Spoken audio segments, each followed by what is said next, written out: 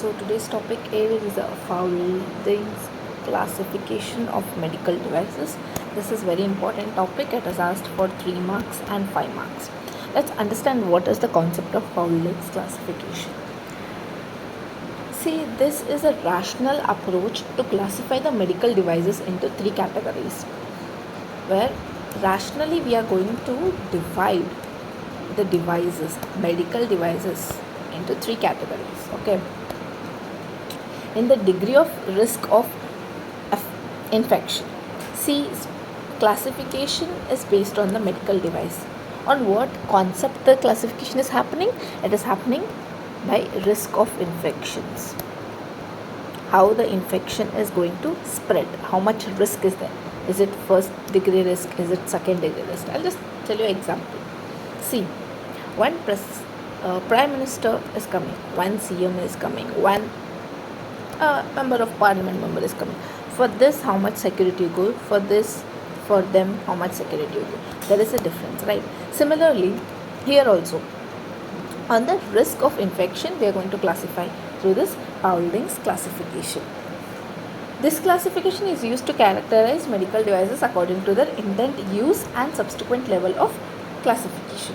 Spaulding classification is so clear and logical that it helps being retained, refined, and successfully used by the infection. This is all the introduction which you may write or may not write. Let's category. Okay, how will you category? First one, how you make a table. I'll just give you easy.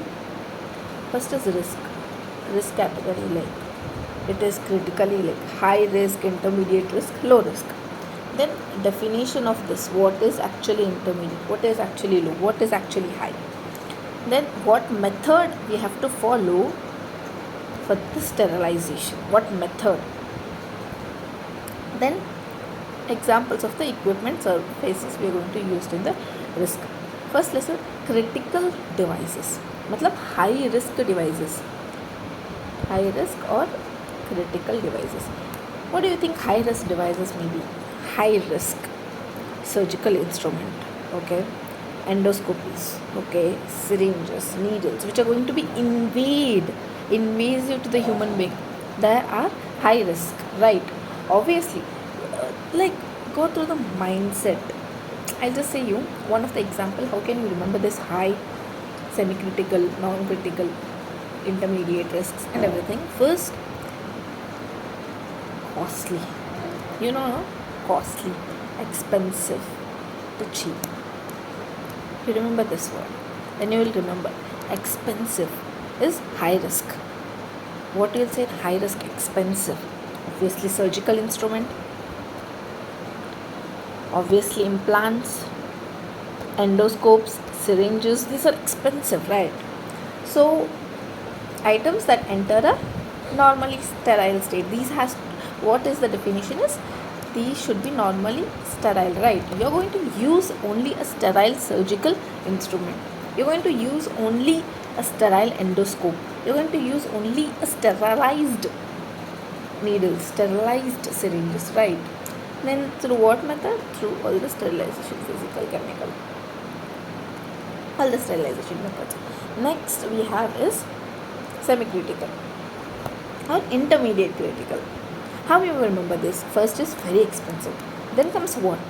Surgical instrument, that this. Then comes the common, like respiratory instrument, outside, not going to invasive, outside, respiratory, non-invasive flexible endoscopies, bed pans, the urinary bags, blood bottles. These all are intermediate risk.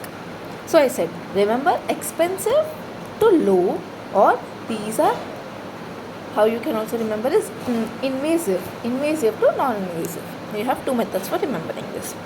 Then what method you will use for this intermediate risk? You are going to use disinfections or disinfectants. Then how you define? It is defined as normally they are going to be used as a sterile.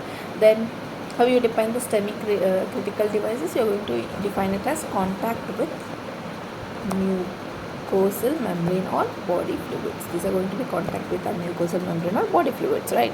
So mucosal membrane, flexible endoscopies, body fluids like urine and everything. Then we have non-critical. Non-critical is low risk.